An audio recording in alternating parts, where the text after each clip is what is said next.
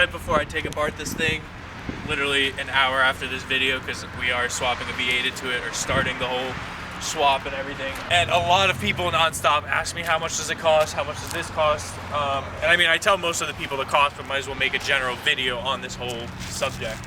So we're gonna go part for part how much this thing costs. I'm not including the cost of V1 because I did buy a separate kit for V1. I did separate paint for V1, and a couple things were different for it. So I'm just saying from how I got this car scratched to how it looks now, how much it cost. The overall 2001 M3 E46 Coupe manual with 106,000 miles, I was able to buy for $9,000 US dollars. Everything in this video is going to be US dollars.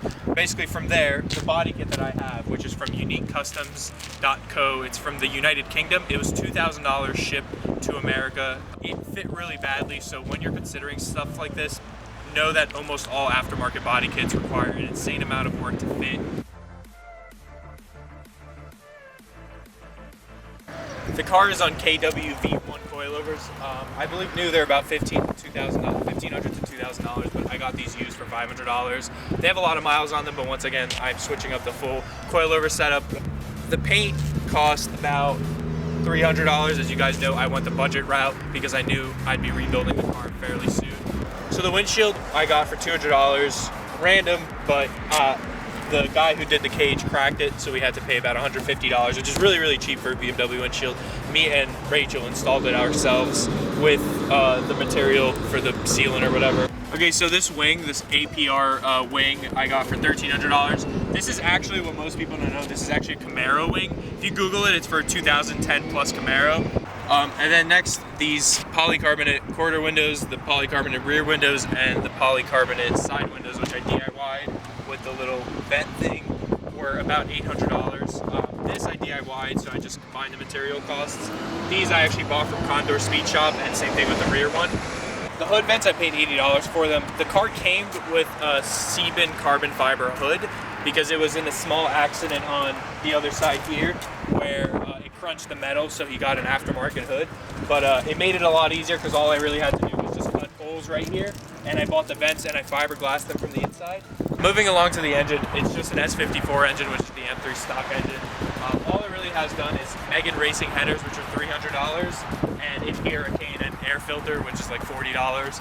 I decided to keep it stock because I knew eventually I'd be swapping it, and I didn't want to spend money making that S54 more powerful. But then the side exit exhaust is a big, big piece that people don't realize how much work it takes. I think I put about $500 for this, although my friend did it for me for a good cost. But basically it takes an insane amount of fabrication, where if you look on the inside here, you can actually see that there's a big metal tunnel right there, right behind the passenger seat, and that the floor was actually cut and this tunnel was welded into place and seam sealed so that underneath the car the exhaust could run, but the car could remain really, really low without having to scrape the exhaust on the floor or anything. Because as you can see, it's about 2 to 3 inches from the ground here, and if these pipes were right underneath the skirt, it would never work because it would just drag all over the place. Moving to the interior, this cage, as you can see, it's a full FIA spec cage, and this cost $2,500. I did paint it white, as you can see. The flock dashboard, it's $150, but it's not for the actual dashboard. It's the OEM dashboard, and there's a flock kit that you could get. There's a flock kit you could get at Beamer World, which is about $150, and I did this all myself in one of the videos. The carbon fiber trim, I just used 3M carbon fiber vinyl and just wrapped it. Random interior bits, I added up to $200, which is surprisingly a lot, but this knob was $80, the shift boot was about $50, the e-brake boot was $50, and there's something else that I'm totally forgetting, but the steering wheel setup is a total of $650. This Momo wheel is a little over $200, I believe. The quick release is an FIA spec quick release, that's $300. And the OMP E46 hub, which you need to adapt to any car, is $120. So that's the full quick release steering wheel setup. It's all FIA spec and safe.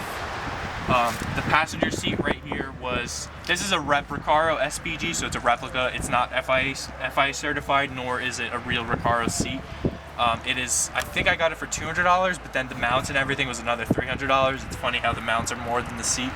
But the driver's seat there was $2,000 just for the seat, and it was another $400 for the mounts, so it's $2,400. That's an FIA spec seat, brand new purchased from Recaro, so it's probably one of the best bucket seats you could buy in the market. And then another expensive piece that most people won't realize, this carbon roof is $1,000. It is composite. It only weighs 6 pounds, and the original roof with the sunroof and everything is about almost 100 pounds. You can actually see some of the carbon weave if you look at the reflection in the sun a little bit, but it's really hard to see, but you can see a bit of the weave coming through the paint. A lot of people ask why I painted it if you got a carbon roof. The roof came cracked right here and then 2 places there because of shipping, so I actually had to sand down a lot and I had to re-fiberglass this piece to make it all smooth, so either way you couldn't see all the carbon because this spot right here would be fiberglassed. So now random tiny bits that were I think $200 together would be the plastic trim right here, which I got new for SEMA, and the cowl that sits underneath the windshield right there. Another thing which is also I forget about is the LED taillights, which are $250. If you know, 2001 and 2002 M3s do not come with the LEDs, but the 2003 to 2006 do, so I got LED taillights. I think for the most part that's about everything that I did to this car. There's probably small things I'm missing. Obviously this has been hundreds of hours of work. I did everything with my own hands. If I paid a shop to do this, it would probably be a lot more. I don't know how much, but a lot more. I do everything myself with my cars, and I'm going to continue to do that, even jumping into this whole engine build and engine swap that's going to start today technically. But I appreciate everyone's continuous support with this build. Obviously it has been pretty big because I think we've gained about 70,000 subscribers on the channel in, I believe the first video I posted of the M3 build was 11 months ago. So in 11 months we went from like 1,000 subscribers to 70,000 subscribers, and it's amazing. But now I'm gonna dive deeper into the actual guts of the engine. I will be pulling the rear end, doing solid bushings, solid arms, the adjustable race arms, and the engine mounts, the trans mounts are gonna be solid, aluminum drive shaft, built V8 engine coming soon that's gonna make like 500 horsepower. And a lot of stuff. Don't forget to subscribe, like, share this video, etc. For people that might want to know how much it costs. Knowing all the information that I now know after building this, I could realistically...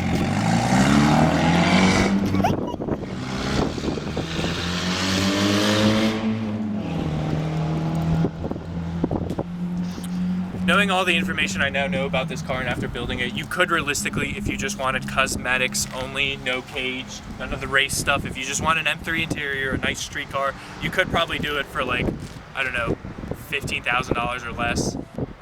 The paint job's pretty simple. The body kit, there's no exact body kit. There is a guy in California making one, but it's like $8,000, so good luck with that. And yeah, there's a lot of bits. The more you do everything, the more you improve. My first paint job was a lot worse than this. The second one improved a lot, but still, there's still imperfections. So the next time I paint it, it's gonna be even better. So thanks so much for watching, guys, and I'm gonna go home now, which is around the block, and start tearing this thing apart.